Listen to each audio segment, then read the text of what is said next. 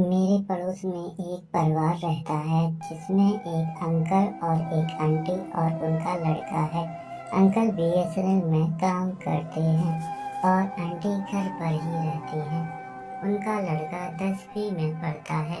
हमारे घर इतने पास पास हैं कि एक छोटा सा बच्चा भी कूदकर हमारी छत से उनकी छत पर जा सकता है।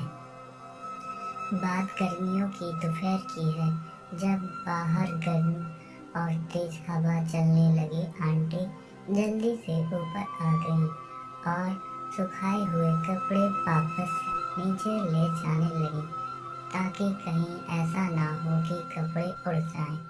पर आंटी ने जब देखा कि उनकी पैंटी उड़कर हमारे घर आ गिरी है, उन्होंने ऊपर से ही मेरी मम्मी को आवाज लगाई।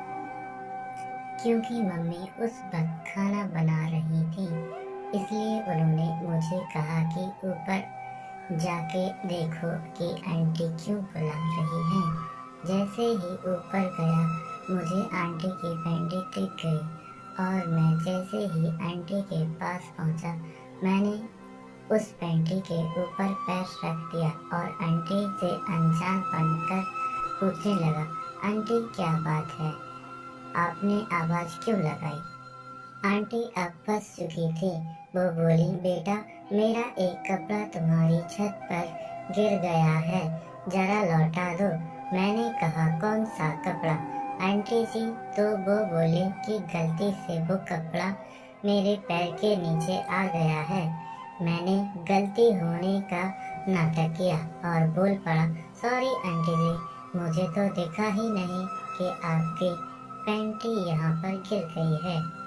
मैंने पैंटी उठाई और उसे ठीक करने लगा तो आंटी बोली, यह क्या कर रही हो, ऐसे ही दे दो जल्दी से। मैंने कहा, कोई बात नहीं आंटी जी, ठीक कर देता हूँ, मेरे से गलती हो गई है। आंटी को जानने हुए देर नहीं लगी कि मेरे मन में क्या है, तो आंटी ने कहा, कपड़े ठीक करने का इतना ही शौक है तो मेरे घर आ जा, वहाँ बहुत बड़ा ढेर है, फिर मन भर के सफाई कर लेना। मैंने कहा, मुझे कपड़े धोने नहीं आते, मैं तो बस छोटे कपड़े ही धोया करता हूँ। आंटी ने कहा, छोटे कपड़े ही धो देना, मेरी बहुत मदद हो जाएगी। मैंने कहा, क्या सचमुच आ जाओ? तो आंटी ने कहा, अभी आ जा। मैं नीचे आया और मम्मी से बोला कि आंटी का केवल खराब है, उन्होंने मुझे कहा है कि जरा देख लूं, क्या पता ठीक हो जाए। मम्मी को बताकर मैं आंटी के घर चला गया। आंटी ने बिना दुपट्टे के सूट पहना हुआ था और उनकी पिछवाड़े के 2 टुकड़े अलग अलग दिख रहे थे।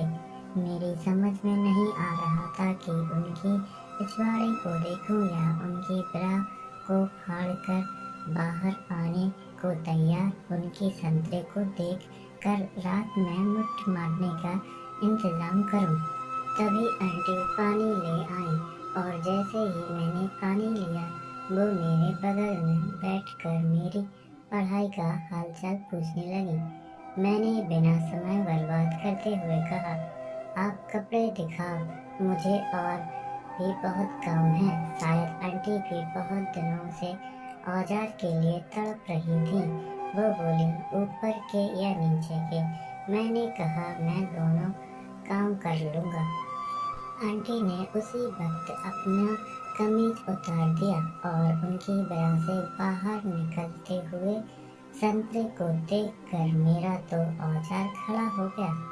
आंटी ने मेरा हाथ पकड़कर अपने वृक्ष पर रख दिया। मैंने कहा, आंटी आपके संतरों का आकार क्या है? तो आंटी बोली, मुझे कितना लगता है? मैंने तुक्का मार दिया, आंटी 40 का फिगर है। आंटी बोली, लगता है काफी लड़कियां को पेल चुका है, तुम कॉलेज में तूने तो एकदम सही साइज पहचान लिया। तो मैंने कहा, आंटी जब रात को कई बार आप कपड़े सुखा के चली जाती हो तो सोने तो मैं चुपचाप छत पर जाकर आपकी ब्रा और पैंटी का नंबर देखता था और आपकी पैंटी को ले जाकर उसमें मुठ मारता था।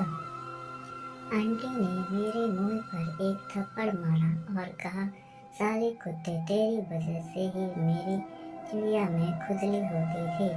मैं साफ पैंटी सुखा के जाती थी और सुबह उस पर दाग होता था, पर मुझे वही पैंटी पहननी पड़ती थी।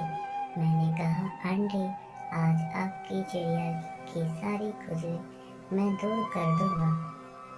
मैंने आंटी को सामने मेज पर हाथ रख के कुतिया की तरह झुक जाने को कहा और उनकी सलवार और पैंटी को उतार कर अपनी नाक पर, उनकी गाड़ में और जीभ को उनकी चिड़िया पे लगा दी।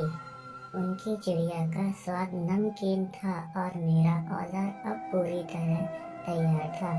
मैंने बिना समय खराब किए अपना औजार निकाल कर उसके मुंह में दे दिया। 5 मिनट की चुसाई के बाद मैंने औजार उनके मुंह से निकाल कर उनकी गाड़ में डाल दिया तो आंटी ने मना कर दिया। मैंने कहा, नहीं डालना है तो चिड़िया में डालो और कहीं मुझे पसंद नहीं। आंटी अंदर कमरे में गई और अंकल का कॉन्डोम ले आई और बोली, पिछले 2 महीने से उस नामर्द ने यह 3 कॉन्डोम का पैकेट ला के रखा है और अभी तक सिर्फ एक ही इस्तेमाल किया। मैंने पूछा, पानी पियोगी या चिड़िया में लोगी? आंटी बोली, कुत्ते, चिड़िया में डाल तो सही, औजार पानी तो बात की बात है।